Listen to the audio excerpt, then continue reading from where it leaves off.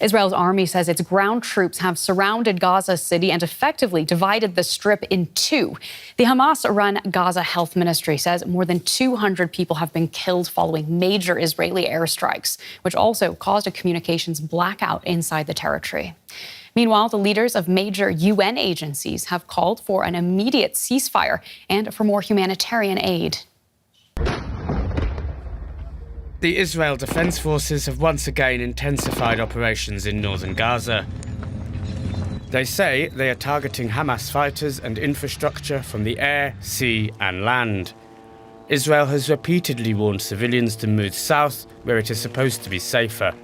But a planned humanitarian corridor did not materialise, and those who do risk the journey say it's very dangerous. We've been walking for 3 hours to get here.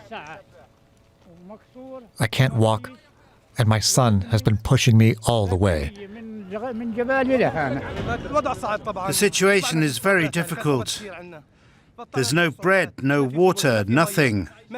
Tanks in front of us, and dead bodies.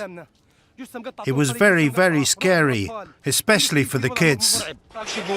The Israeli military has released what it says is evidence that Hamas is blocking roads to stop civilians leaving and using schools and hospitals as cover for its attacks. This is part of an operation, a ground operation that was conducted on the hospital, then revealed a tunnel that was being used for terror infrastructures in the Qatari hospital. They launch rockets on Israel 75 meters from an hospital. Why? They know precisely that if Israel will airstrike a launch pad like that, the hospital would be damaged. As the attacks in the north intensify, Israel now says it has split the Gaza Strip into two. And despite increasing international calls for a ceasefire, Israel says that won't happen until all the hostages held by Hamas are freed. And until then, those on the ground can only take shelter and hope to survive. Let's speak to DW's correspondent Rebecca Ritters reporting from Jerusalem. Rebecca, Israel says its military has split the Gaza Strip in two amid Israel's ground operation. Can you tell us what that looks like?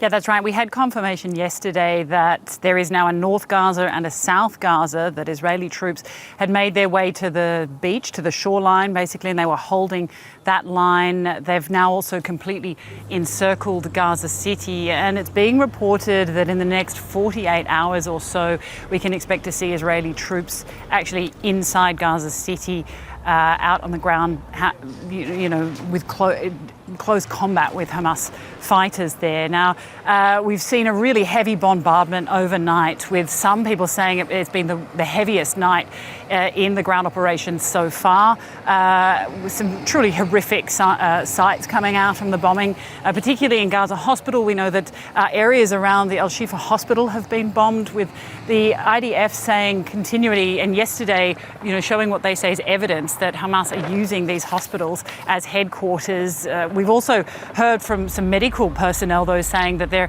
aren't armed militants in these hospitals, and that this is in fact false. It's very hard to independently verify anything. There's no international journalists allowed inside. There's no other organisations allowed inside Gaza.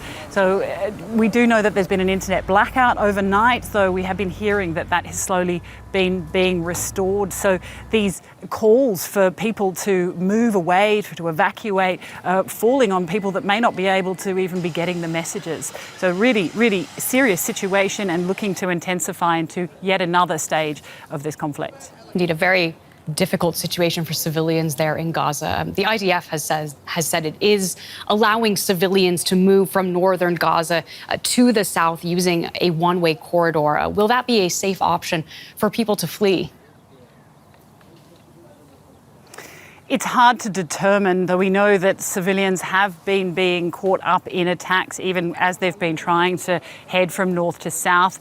We know that the Israeli military have been telling civilians to leave for some weeks now, and they have, as you say, cleared up that corridor, or they've said that they've opened that corridor to allow for civilians to go in that one-way route into the south.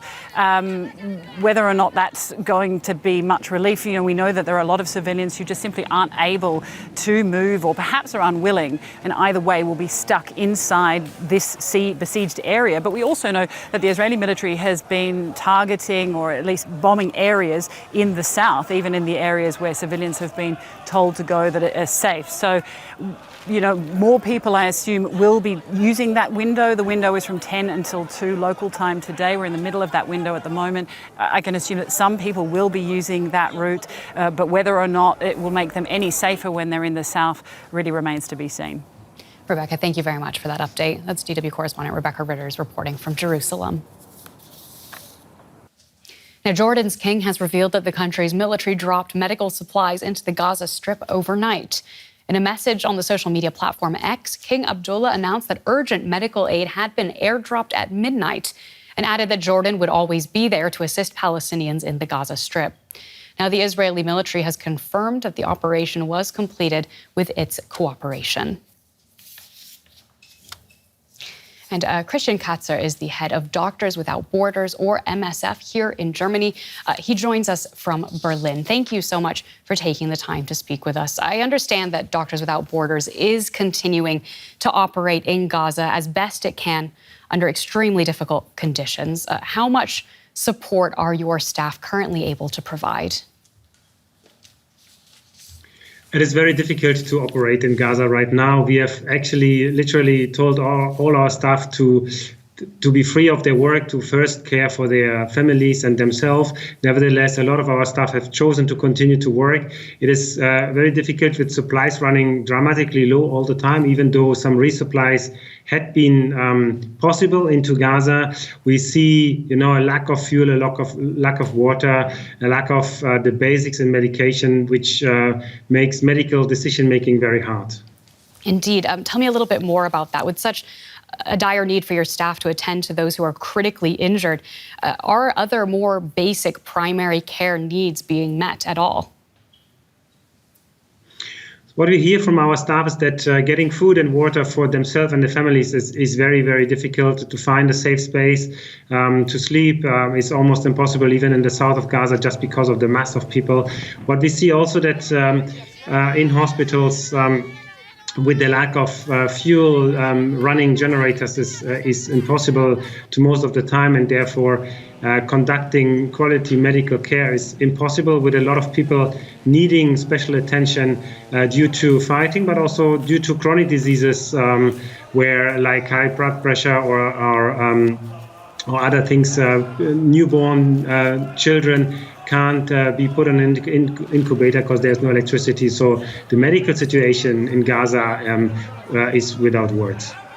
Now, the Hamas-run Gaza Health Ministry has said that close to half of those who've been killed are children, are minors. Are you seeing that percentage also reflected in the number of patients who are being treated by Doctors Without Borders? We see a lot of patients injured due to the fighting, and among them is a high proportion also of women and children. But also one has to remember that not every man in this context is a fighter, and also due to international laws, even if somebody had been fighting and is wounded, should be warranted special protection. That's one of the points which we definitely see. It needs a pause in the fighting to allow for humanitarian access to reach Gaza and for people in Gaza to reach humanitarian aid and medical aid. We hear from our patients that actually accessing medical facilities is super difficult for security reasons. Well, thank you so much for speaking with us on DW News. We really appreciate your time. That is Christian Katzer with Doctors Without Borders. Thank you very much.